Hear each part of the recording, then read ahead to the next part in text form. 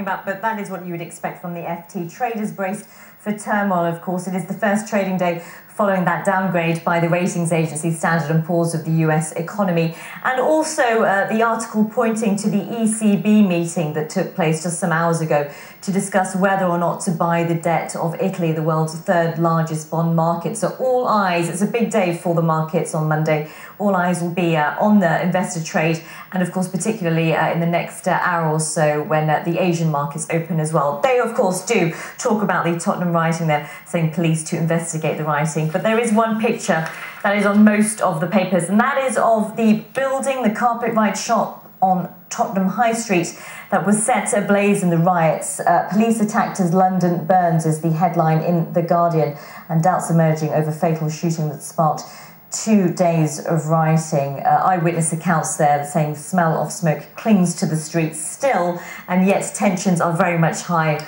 on the streets of Tottenham. Carry on looting, the headline in the Daily Telegraph. 3 pictures here showing what they say are crowds ransacking stores in broad daylight after Tottenham riots. Many they're pictured outside the sports shop JJB Sports. Thieves form orderly queue to steal clothes from the sports shop there, clearly focusing on the looting that was taking place during those riots. The Times shows that same Carpet-Rite building on Tottenham High Street few hours later, burnt out yesterday morning, Sunday morning, with the headline as trouble spreads. Did police fire the bullet that started riots? And they too also focusing on the financial meltdown, as they're calling it, saying that Europe spends billions to avert that global financial crisis. And also talking about the G7 finance ministers that had a conference call to discuss any kind of measures that they may be able to implement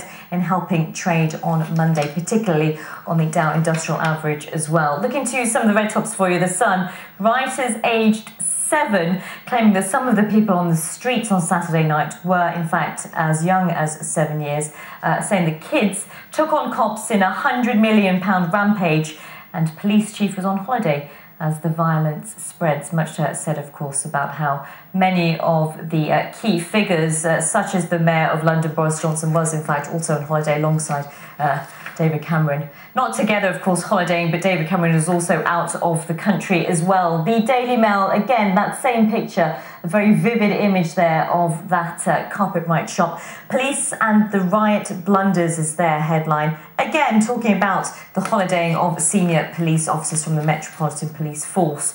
The Daily Mirror, Britain in crisis, arson looting the economy in meltdown.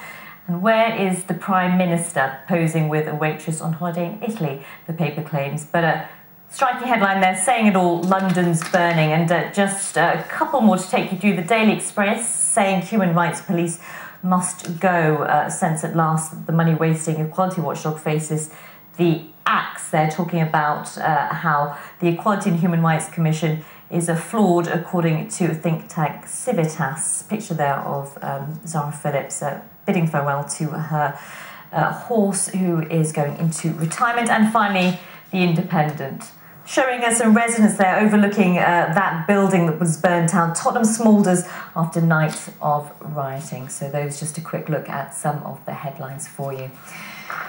Now, in some other news, the Arab League has called on the Syrian authorities to stop using violence against protesters. Death